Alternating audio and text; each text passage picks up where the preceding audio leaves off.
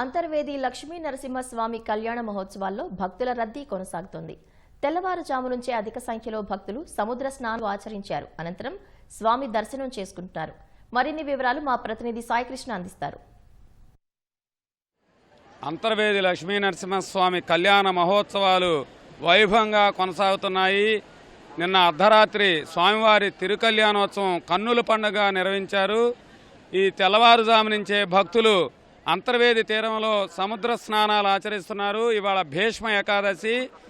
స్వామివారి కళ్యాణం అనంతరం సముద్రంలో స్నానాలు ఆచరించడం, పుణ్యస్నానాలు చేయటం అనాదిగా వస్తున్న సంప్రదాయం. భక్తులు విశేష సంఖ్యలో సముద్రంలో అంతర్వేది తీరంలో పుణ్యస్నానాలు ఆచరిస్తున్నారు. ఈ మధ్యాహ్నం స్వామివారి సన్నిధిలో రథోత్సవం నిర్వహిస్తారు. అది కూడా కన్నుల పండుగగా సాగనుంది. విశేష సంఖ్యలో భక్తులు రథోత్సవంలో పాల్గొంటారు. రేపు ఎల్లుండి కూడా వివిధ వాహన సేవలు అంతర్వేది క్షేత్రంలో నిర్వహిస్తారు.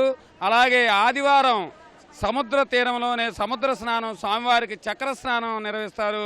ఫిబ్రవరి 2వ తారీఖున తెప్పోత్సవం, పుష్ప యాగంతో కళ్యాణ మహోత్సవాలు పరిసమాప్తం అవుతాయి. అంతర్వేద క్షేత్రానికి భక్తులైతే పోటెత్తారు.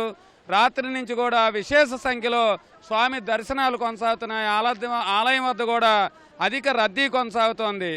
సముద్ర స్నానంతో పాటు రథోత్సవానికి కూడా అధిక సంఖ్యలో భక్తులు తరలివచ్చి స్వామి లక్ష్మీ నరసింహస్వామి దర్శనాలు చేసుకుంటున్నారు. కెమెరామెన్ సూర్యప్రకాష్తో సాయికృష్ణ, ఈటీవీ న్యూస్, అంతర్వేది తీరం నుంచి.